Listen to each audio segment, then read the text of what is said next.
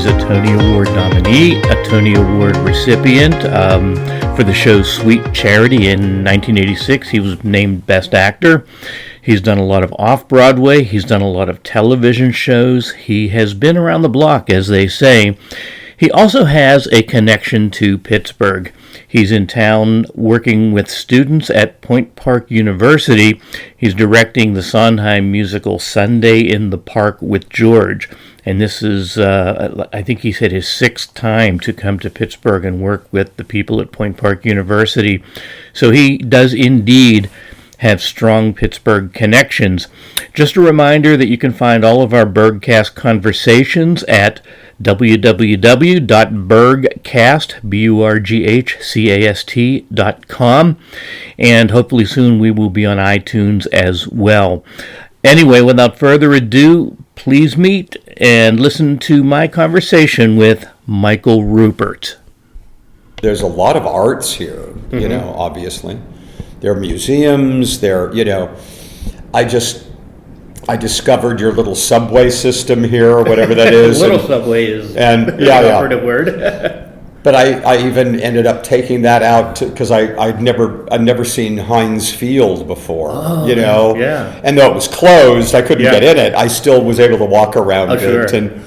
And there's like the Science Museum right there, yes. The Science, whatever that's Carnegie called. Science yeah, Center, Carnegie Science. But that's one of the great things about Pittsburgh, at least, is there, if I do have some spare time during the day, there are things to do. There are things to do here, so that's terrific. How did you first become affiliated with Point Park, and are you a faculty member now? I am not a faculty member at Point Park. I actually, long time ago, I first came to Point Park now, boy, it's like, over 20 years ago. I actually got involved here because of a buddy of mine, Rob Ashford, who's a choreographer in New York and director. Rob graduated from here in the dance program.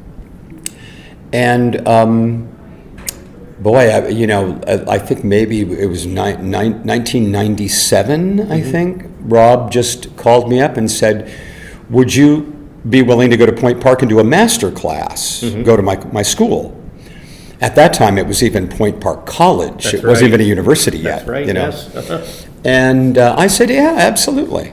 So I came to Pittsburgh, and I just spent an afternoon, like 3 hours in one afternoon, working with some of the students, and it was fun. I had a great time, and that was pretty much it until I think if I recall correctly, a few months later, I got a call from Shirley Barish, who used to run the program here a long time ago. I think, Shirley Barish, and just called it and said, would you be interested in coming and directing something for us? And the timing just kind of worked out perfectly for what they want, for the slot they needed, because I actually was on my way to Florida to start work on a new musical that I was in. Margaritaville, right? It was by Jimmy Buffett. Yeah, okay. But it was called Don't Stop the Carnival. Don't Stop the Yes. Which was based on a book by Herman Wouk, who wrote The Caine Mutiny Court Martial and Winds of War and War and Remembrance. And it was Jimmy Buffett wrote this musical and based on this book. So I was headed down to the Coconut Grove Playhouse in South Florida to do that. And so it just I just had like a couple of months before I was supposed to be down there, and it just worked out perfectly. And I actually came here for the first time then I directed a production of The Crucible by Arthur Miller. Sure, yeah. And up at the old Playhouse in Oakland. Kraft Avenue, Oakland, yes. Yes, Kraft Avenue. Yes. In one of the small theaters, not the big stage. It was in the downs, in the basement, and it was, and I really had a great time, So that's really how I first got to Point Park, and then just over the years, we we and myself and the people here at Point Park, we just kind of kept in contact, and then I guess the next time I came here was to do Ragtime, and I think one of the reasons they asked me if I'd be interested in directing it is I had just done Ragtime. Sure, on Broadway, yes, I had just done it on Broadway, and so I came here to direct Ragtime, and so I've come back. This is about my 6th time here now, over the last 20 years, coming to work at Point Park. So if you're not a faculty member, you're kind of a unofficial faculty member or unofficial director. And well, I'm technically known as a guest artist, yes. a guest director. Yes. But the fact that, just the fact that they've kept asking me to come back, I feel, and as I said, before, I have directed at other universities around the country. Right. I enjoy working with students. I think good, it's, it's interesting because it oddly enough, having been in this business for many, many years, since I was really a teenager, working with young people kind of makes me realize in some ways why I got in the business. I see their enthusiasm and their passion for it. And as any actor will tell you, as anybody in theater will tell you, that once you've been doing it for literally a bunch of decades, it's a job. It's just what I have done for a living, and I've been very fortunate in my life that I've never done anything else. I've made my living doing theater, and because of but also because I've been doing it really since I was a kid. I walk in the stage door and I know how all the magic works backstage. I know all the automation and the hydraulics and the trap doors and I hang out with the crew and so sometimes you can start to forget that theater can be kind of a magical experience. And certainly for a lot of the young people that I've worked with here at Point Park, it's a pleasure because they remind me of who I was when I first started and how excited I was, So, well, do they realize when you're directing them that you're a Tony Award winner, a Best Actor Tony Award winner for Sweet Charity? Let's just talk about that. Yeah, well, some of them may know. Some of them, it's interesting right now working on Sunday in the Park with George here at the university. Some of the cast were kind of surprised that I had worked with Sondheim before. Oh, yeah. They didn't really realize. And I really only worked with Steve once on an off-Broadway review called Putting It Together with Julie Andrews. And which, by the way, is a great CD, or if you can find it online to stream it, it's excellent. Oh, yeah. Thanks. Yeah, it was really fun to do. We had a great time. But it was fun because, we got into a conversation about Steve Sondheim, and so a lot of people in the cast were surprised I'd worked with him. They didn't realize I had done this, and I explained to them what I had done, and certainly some of them, some students, if a guest director is coming in, they'll Google you and they'll kind of find out a little bit about you, but I'm sure some of them know I'm a Tony Award winner, so maybe not. That's you originated Marvin in Falsettos. Yeah. You succeeded, I think, John Rubinstein in Pippin. Is that correct? I did. Yeah. I took over for John in Pippin. And of course, Tate in Ragtime, which I saw on Broadway, and it was magnificent. And by the way, I had front row seats. I don't know how I got them, but I got them. Wow! Did you really? Oh my God! Excellent show. Yeah. Ragtime was a really fascinating show to to be a part of. The storytelling was so rich, and the role of Tata was a great role, though exhausting to do. It was just like it was because the Ragtime is about a 3-hour musical. Yeah. And the journey that Tata takes is so emotional, and so, it was one of those shows that I found. And composed by Stephen Flaherty, a Pittsburgher. Yes, a Pittsburgher. Yes, Yep. Steve and Lynn Ahrens did the lyrics. And it was a special show, definitely. Yeah. Well, and not to jump around too much, but going back to Broadway for a bit, you have a long history of being on Broadway. I mean, I personally would call you a legend on Broadway because I've been following your career, as I mentioned just really briefly early on off mic, when I was doing a lot of theater. You were like one of the people who shared my type, and I could kind of look to you as a hero when I was learning roles and stuff, because I'm sure I played roles that, had you not have become a professional early on, you might have played in theater. Sure. But you spent decades on Broadway, and you've done some wonderful things. Do you miss performing on Broadway? Because I think your last one was it you played a professor, I think, in your last show. Well, no, that's not my last show, okay. But I did Legally Blonde. I played Professor Callahan in that. The last thing I did was, I guess about 3 years ago now, I did a revival of On the Town. Oh, wow. Directed by Tony Award winner John Rando. Oh, my. And John and I had worked together several times in several different shows off Broadway and in regional theater. And excuse me, John just asked me to. He knew that I was already kind of winding down my performing career a little bit. I wasn't quite as interested in that as I was in writing and directing and doing some other stuff. And John called me up about this revival of the Leonard Bernstein, Comden and Green musical from the early 40s, from during World War II.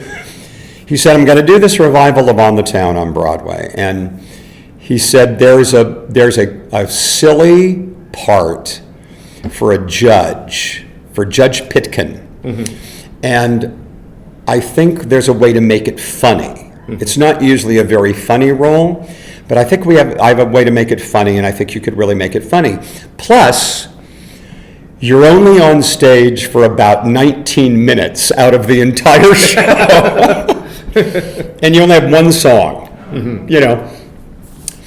And because John knew that I really, I certainly didn't want to do a taxing show or anything like that, because I, again, was moving on to other stuff. So anyway, I said yes to John. I said, absolutely, I'm there. And so I did that. That was on Broadway like 3 years ago, and it ran for almost a year, and it was a lot of fun to do. But that was my last show. Oh, okay. Now, I'm sure when you're working at Point Park with the students and directing them, in addition to the blocking and the staging and so forth, are you imparting bits of wisdom to them about how to create a character and how to be an actor? Well, I try to, as any director does. I mean, any director is just, with the performances, with the actors, you're basically just a guide and an editor, and hopefully, as any director will tell you, a huge part of directing is casting. You cast the right people, it makes your job a lot easier. With the Point Park actors being students, they're certainly in class learning, how to create characters. They're learning lots of great stuff here, I think. And but what I do is, if anything, as I talk to actors, maybe I reinforce a lot of the stuff they're already learning here at the university. Sometimes I give them maybe a different take on how to create a character than they're used to. Every director has their own kind of method and their own ideas about creating characters. So hopefully I'm, giving them even little tiny pearls of wisdom in some respect. I don't know, but Sometimes it seems like I am, because lots of times I suddenly see the light bulb turn on in their head, you know, and like, oh, now I get it, you know, now I understand that moment or that scene or whatever. Yeah. The play you're directing now, it is, what show is it? Sunday in the Park with George. Sunday in the Park with George, that's right. When does it open? It opens on the 16th of March. 16th of March. I think we have one preview before that on the 15th. So how far in advance do you actually start working on this as a guest director? When you know, prior to casting, do you have to do a lot of preparatory work before you can even look at casting and so forth? Well, I did a bit. You know, I actually was actually when they asked me to do this, I kind of knew. I actually knew some months in advance that I was going to come here to do this. But I was also busy doing some other things, some other projects. And so with Sunday in the Park with George, it was really only about maybe a month, really, before I came here to cast the show, that I really was able to start to really sit down with the script and the score and really start to get a sense of what the show was. I had seen a couple productions of the show way back in the day. The show was first on Broadway in 1984. Won the Pulitzer Prize for Drama. Mandy Patinkin, I believe. Mandy Patinkin and Bernadette Peters were the stars. James Lapine wrote the book and directed it, who I had worked with on Falsettos, on March of the Falsettos. So I kind of knew the show, you know, because I'd seen it, and so, but it really wasn't. It was about a month before I came here to start casting that I was actually finally able to really sit down and really, you know, start working on the show. When it comes to auditioning, do you handle that yourself? Are you seeing all the actors as they come? Oh yeah, you are. Yeah. What is turnout usually like at auditions for shows you direct like this one? Well, at Point Park, as with most universities, everyone has to audition. Oh, they do. Other than the I freshmen. didn't know that. Okay. Freshmen aren't in the shows. Okay. They're just here to learn for the first year. But the fact is all of the musical theater majors, all of the acting majors, even if they're not into musicals, at Point Park they all have to audition, the sophomores, the juniors, and the seniors. So the fact is I see everybody, literally everybody in those three classes. And some of the, you know, some of the students in the that are acting majors are not really singers, you know. I mean, but the fact that they have to prepare a song and audition is still good experience for them, you know. So I really get to see everybody. Yeah. When because you've been in the business for many years, do you notice as you're interacting with today's acting students, is it the same as it was when you were in your teens and you were doing theater and being in shows? Are they taking the same approach to building a character and performing and stagecraft and so forth? For the most part, I think they are. The biggest change that I've seen from the time I was their age is that there is, maybe it's because of, you know, there just seems to be really, maybe since the TV show Glee, there's just a lot more interest. There's a lot more people that just are interested in being in musical theater. You know, when I was a kid, there weren't even that many universities that were even offering a BA in musical theater. I mean, there weren't a lot of conservatories. It was very different. There just weren't as many people. Today, when I come to some place like Point Park, and I've seen definitely in my over the years that I've been coming to Point Park, I see the depth of talent in the student talent pool. I see it as deepened. I'm seeing from the time I first came here 20 some years ago, excuse me, I'm really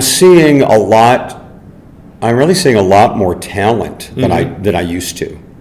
So I think that young people are just taking it more seriously. They're studying before they even get to college, I think. And I think with today's students too, they have access to things like YouTube and streaming Oh yeah, music. absolutely. Where Yeah. when you and I aren't that far apart in age, and when we were coming up, you couldn't go to a video channel and say, well, I'm going to do this show. I'm going to see how so-and-so, I want to see how Len Cariou did it on Broadway. You can't. Right. You can find things now that you couldn't find before, and I'm sure that helps them to. Well, yeah, I mean, there was a time when before the internet, certainly, and that was a while ago, before YouTube and things like that, where literally if you were a student of a lot of theater, if you wanted to see any kind of performances from Broadway, off-Broadway even, really the only place to do it was at Lincoln Center in New York, where you could go to the library and you could actually watch, because I'm sure you know, a lot of many shows are taped for Lincoln Center, Yes. for the archives. Yes. And you can go there and make an appointment, and you can go into a room and you can watch a Broadway show. But that was really the only place to do it back in the day. Now again, there's a lot of, there's a lot more access to that kind of material. PBS also has filmed a lot of stuff. Even when we did Legally Blonde, we filmed it for MTV. That's right. And so now a lot of people, a lot of young people still in New York come up to me and say, oh my God, you were Professor Callahan. And it was really only because they saw it on MTV. And were able to see that, or now see it on YouTube or whatever, Well, now that you're very, very involved with directing, and I'll mention too, you're an actor, you're a singer, you're a writer, you've written some stunning work. I mean, you've done some things that have been produced. Do you like, or do you prefer being a director now over the performance? I really do. Yeah. Again, when you start out as an actor, and for many years when I was performing, I really had this huge desire just to be on stage and to tell a story that way, and to be in front of people. Truth is, I just don't have that desire any longer. I don't need to be. Well, I've done it, and I don't really need to be in front of people any longer. I don't need to be performing. I just don't have that desire. And the truth of the matter is,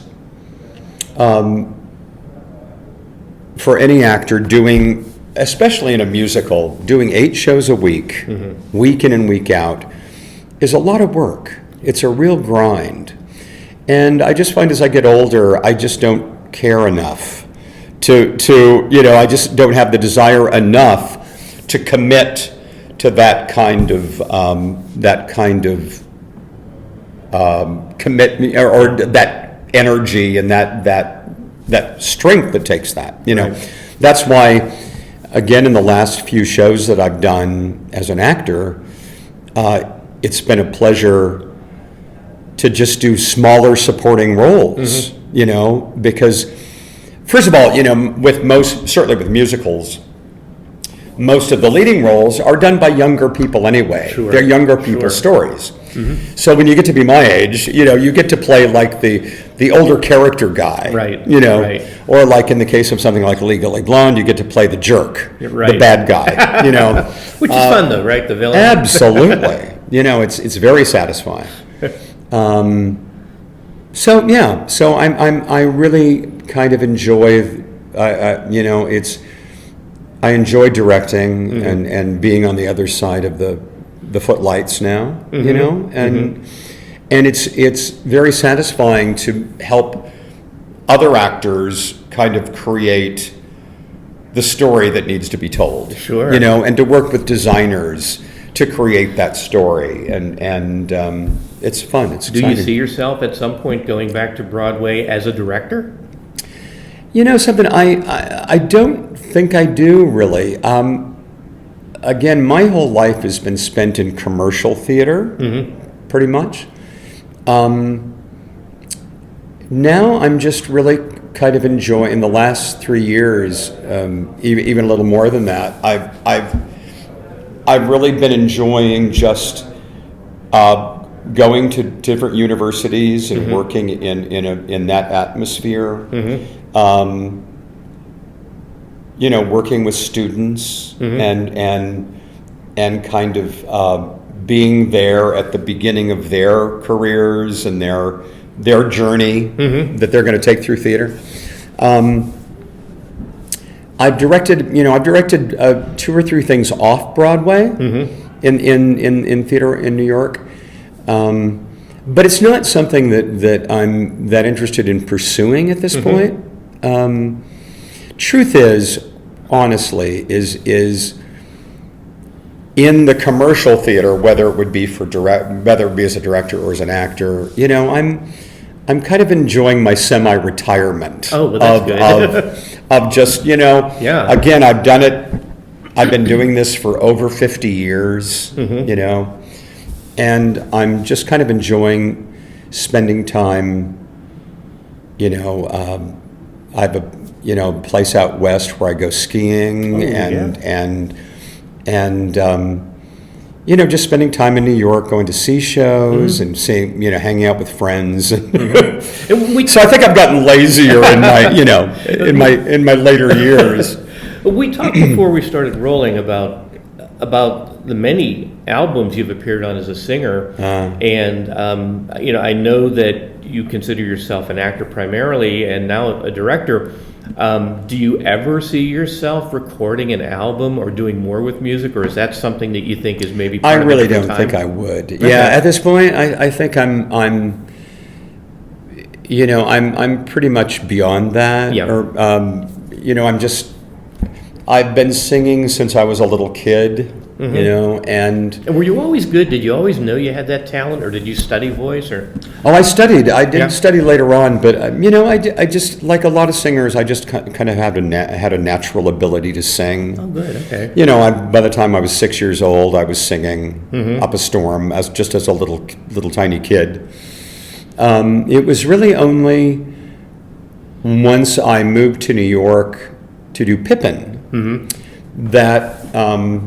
Betty Buckley, who was in Pippin at the time with me, had a singing teacher that she hooked me up with. A wonderful guy named Paul Gavert, who has since passed away, because he was an older gentleman even then. But I studied with Paul for some years, and he taught a lot of. He had a wonderful technique and taught many people. He had a very diverse clientele, right. From Len Cariou and Sweeney Todd, you mentioned before, to Stevie Nicks. Wow. With Fleetwood Mac. Yeah. You know what I mean? I mean, he had a wonderful technique, and I learned a lot from him. Okay. The one final thing I want to ask you, and this is just something because of the generation that I grew up in and you grew up in, you did a lot of TV over the years. How was your experience working on My Three Sons and on the, and on the Partridge Family, which I loved as a teen? Well, when I was a kid, I grew up in Los Angeles, and I knew I wanted to be an actor very early on, and my parents were actually quite supportive of me doing that. Good. Not necessarily thinking that I was going to go on to do it as an adult, but as a kid, they thought, we'll support him, and we'll drive him to auditions in LA, and we'll go to the set with him if he has to do a movie or a TV show. So starting out as a very young kid, as like a 12-year-old, professionally in film and TV, it was just kind of a lark. It was just kids. I was just a kid, like, on a set.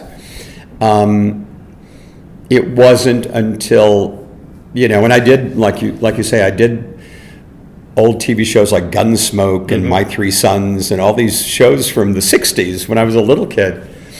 But it wasn't until I was like 15 years old that I got cast in a Broadway musical. And suddenly everything kind of changed, because I suddenly had to move with my mother. My mother had to come with me. I had to move from LA to New York to do a Broadway show while I was still a teenager. And that's when I kind of fell in love with musical theater. I had a great time doing that. And I think it was then that I actually got a Tony nomination as a 16-year-old for that show. And that's kind of when my parents suddenly thought, as they were sitting with me at the Tony Awards, like, maybe he's really going to do this. Maybe this is not just a kid thing. Yeah. And then he's going to go on and become an orthodontist or something. But they had to see your talent. Yeah, right? yeah. They knew you were talented. They knew I was talented, but they still kind of thought like it was going to be something I did as a teenager, and then I would end up going to college and being something else. But we were there sitting at the Tony Awards, and which I did not win. I lost the Tony Award that year, but I was nominated.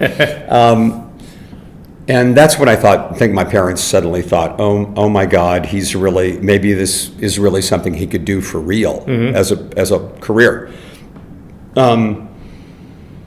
So that's when I kind of decided that I was more interested in theater than television and film. Though after the Happy Time, I went back to Los Angeles and to finish high school. And then I just started working out there, doing things like, as you say, The Partridge Family. Yeah. And I think you were on Alice also. I was on Alice, on Marcus Welby, MD, all of those shows. I probably did guest shots on every single show at that time. Didn't you play a director on Alice? I did, as I recall, yeah. I did with Joel Grey. Joel Grey was on that episode as well. Amazing. I played a director on Alice who was putting on like a community review in Arizona. I think they're in Arizona. Are they not, or New Mexico? I forget where Alice is set. I think it was Arizona. I want to say. I think it's Arizona. Yeah. Excuse me. But the show was in trouble, so I just happened to have my friend Broadway star Joel Grey. Oh, that's right. Who's like going to be in town for something, and I rope him into doing this show with Alice. It was fun. Oh, that's great. That's great. The one final thing I'll ask you is, growing up in Los Angeles, excuse me, and moving to New York at such a young age, did you live by yourself in New York when you first moved across? No, I came with my mother. My mother, I have a sister, and my dad was still alive at that point. So my dad and my sister stayed in Los Angeles.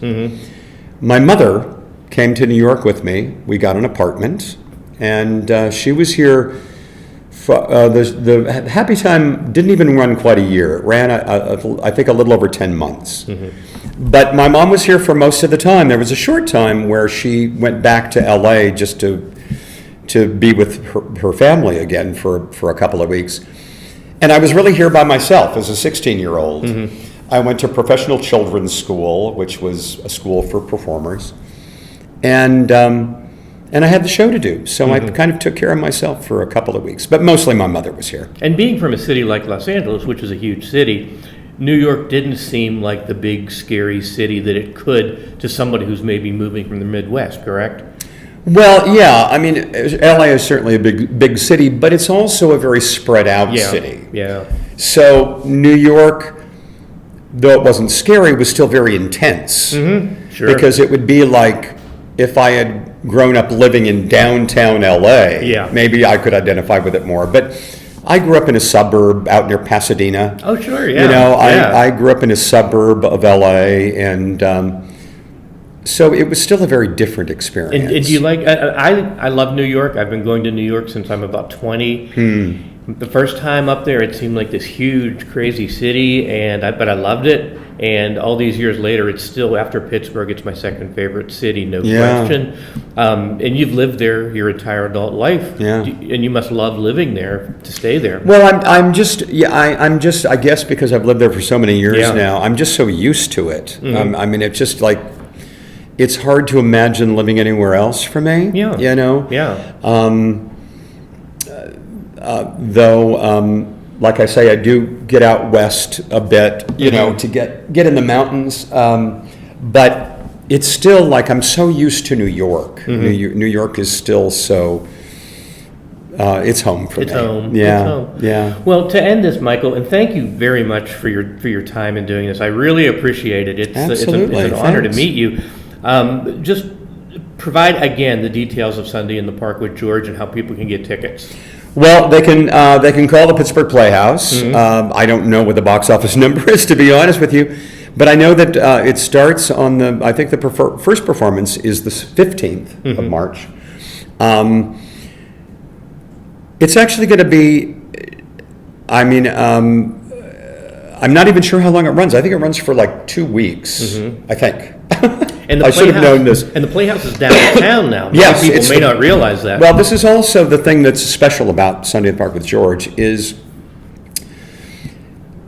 this is the first musical that will play this brand new Playhouse. That's excellent. The first one. Yeah. And so many years from now, when all of us, the students, the designers, myself, everybody, long after we have moved on to other stages, there are going to be people here telling stories on that stage. And kind of the thing that's special for me is Sunday in the Park with George is going to be the first. Yeah. The first. If all the previous work you've done in Pittsburgh before didn't make you part of Pittsburgh history, and in my opinion, it does, but you definitely are a part of Pittsburgh history now for having directed the first musical at the new Playhouse. So congratulations. Well, thanks. Congratulations, man. And Thanks. again, thanks so much, Michael. I really appreciate your You're time. welcome. And Thanks. break a Nice leg. talking to you. Break a leg. All right, thanks. Thank you for tuning in to BurghCast. Just a reminder, you can access all of our shows at www.burghcast.com, and we look forward to talking with you again soon. Thank you.